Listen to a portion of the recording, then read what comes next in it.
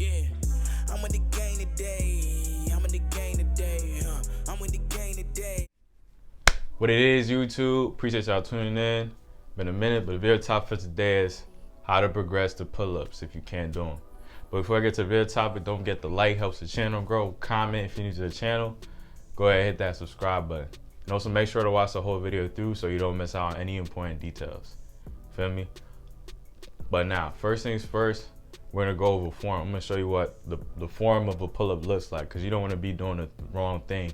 You're gonna be thinking you're doing a pull-up, but when you really not. We're gonna fix that right now. But with that being said, let's get to the footage. This is not a pull-up, man. If you do your pull-ups like this, man, this really ain't a pull-up. You barely doing anything. You just pretty much, I don't even know what you're doing. I don't know how to describe this. This is what an actual pull-up looks like. Head through, coming down, head through, coming down. That's what a pull-up looks like, man. You want to make sure that you're going head through, because that's what's going to activate the back muscle. Form is very important. It could be the difference between you doing something and you just doing nothing, because contraction is key. Like I was saying in the video, if you have no contraction, you're really not going to be activating the back muscle. And we're doing pull-ups to work on the back. So if we're not working on the back, like, what are we really doing? Feel me? It's very important that you're doing that, and the form is key. So now that y'all see what the form looks like, let's get down to the nitty-gritty. And now let's get down to how you could progress to that. Now, first things first, like when it comes to pull-ups, like it really comes down to grip strength. So if you really can't grip the bar or stay up on the bar, you're gonna have a hard time doing pull-ups. Or if you're a little bit oversized, yeah, it's hard. It's harder. The bigger you are, it's harder for you to do pull-ups. It's very hard. Compared to like a skinny person gonna have an easier time getting to a pull-up than a bigger person. So keep that in mind. If you're a bigger person, you're gonna have to give yourself time. I'm letting you know ahead of time. You're gonna have to give yourself time, lose that weight, and keep grinding, man. Get at it and get your pull-up. But since we're talking about grip strength, and that's being very important in your pull-ups, the perfect exercise that you're gonna need to do is inverted rows. Let's check it out. The first thing you want to do is find a bar of some sort. If you're at a park like I'm at in this clip, and be able to do this in, or if you're in the gym, you could do it by a squat rack. Anything you're able to get in this position in. So pretty much it's just like the same thing as a pull-up, except you're slanted. So you want to get in that pull-up form. So you're really working on that grip strength. You're getting used to being in that pull-up position. It's not going to be anything new to you. So when you try to attempt it, it's going to be good. And you're going to be really working that grip strength. Even if you could do pull-ups, man, this is a really good back exercise to add. You know, it's really good. You're still working the back muscles, as you can see. Same thing. Now, once you've done that for long enough and you've gotten that strength up, and you could do one pull-up, but you can't do multiple pull-ups at a time, do these, man.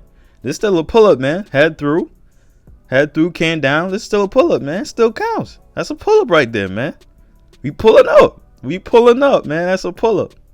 You feel me? Make sure you're taking your time, especially with pull-ups in between sets. Take your time. If you could do one and you feel like you need like a 15-30 second break, then that's cool. You don't gotta keep going, 1,000 miles per hour. Try to prove a point. You know what I mean? Another thing you could do is work on hanging. You could just, if you could do one pull-up, just go and do one pull-up and hang, man.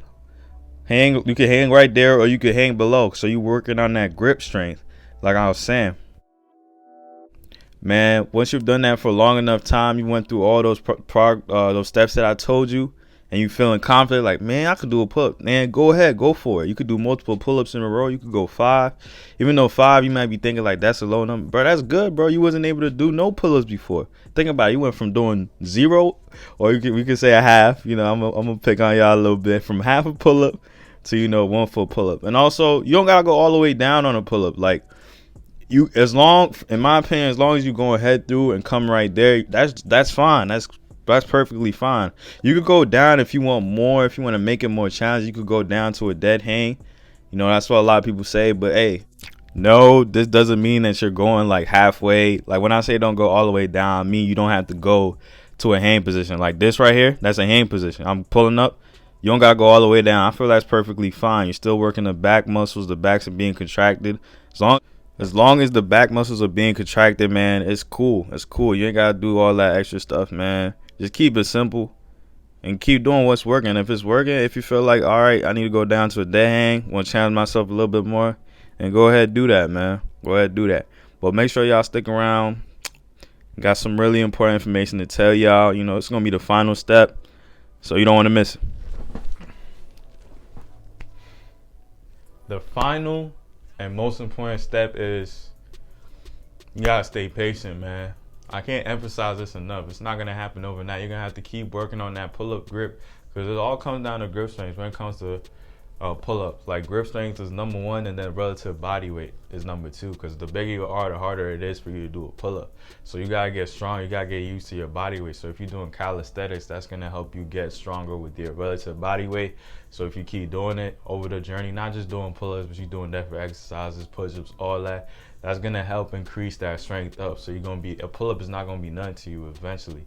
But you have to stay patient with the journey. You're not gonna get to that goal if you quit or if you just get frustrated with it, because it is gonna get frustrated, man. It is. And if you're a skinny dude, you probably gonna get there faster than somebody who's bigger, because it's relative, like I said, relative body weight. But the thing is, you gotta get stronger. You gotta get stronger. It's the same concept. You gotta get stronger relative to your body weight.